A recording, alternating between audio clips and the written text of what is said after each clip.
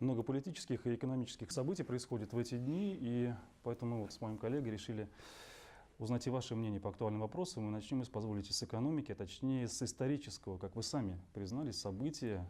Исторического в рамках энергетики. Да, открытие на этой неделе Затонской ТЭЦ в Уфе. Вот подобных технологических промышленных объектов в республике, как говорят специалисты, уже 40 лет не сдавали. Что даст мегаполису, в первую очередь, столица Башкортостана, введение в строй этого объекта, и какова его роль для всей энергосистемы республики?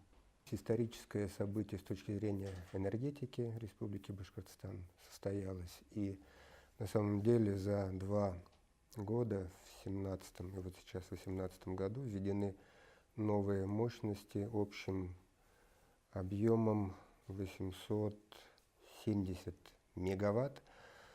Это больше, чем 1/5 часть всей установленной мощности Республики Башкортостан. Это важно для республики с нескольких позиций. Во-первых, все последние годы республика покупала электроэнергию на внешнем рынке. Собственное производство электроэнергии примерно 23,5 миллиарда киловатт-часов, а потребление внутренней республики 27-28 миллиардов киловатт-часов. И, собственно, это на самом деле с экономической точки зрения не очень хорошо. С вводом новых станций, в том числе Затонской ТЭЦ, потребление, выработка и потребление, скорее всего, выровняются, и вырабатывать мы будем 27, 28, и может быть даже там 29-30 миллиардов киловатт-часов. Эти станции новые, хороший КПД у агрегатов, эти станции современные, и, собственно говоря, электроэнергию этих станций будут покупать в первую очередь потребители и республики, и за пределами республики. Во-вторых, конечно, это кратно увеличивает надежность энергосистемы Республики Башкортостан.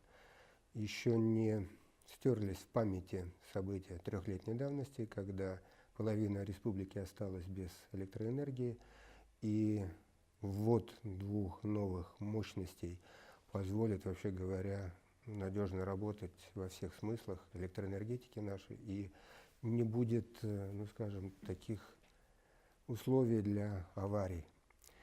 И в-третьих, может быть, это и самое главное, такая большая электроэнергетика дает большие перспективы жилищному строительству, строительству новых объектов, инвестиционных, новых строек, промышленных предприятий, производству новых, и ограничений по электроэнергии в центральной части республики, на ее севере и западе, нет.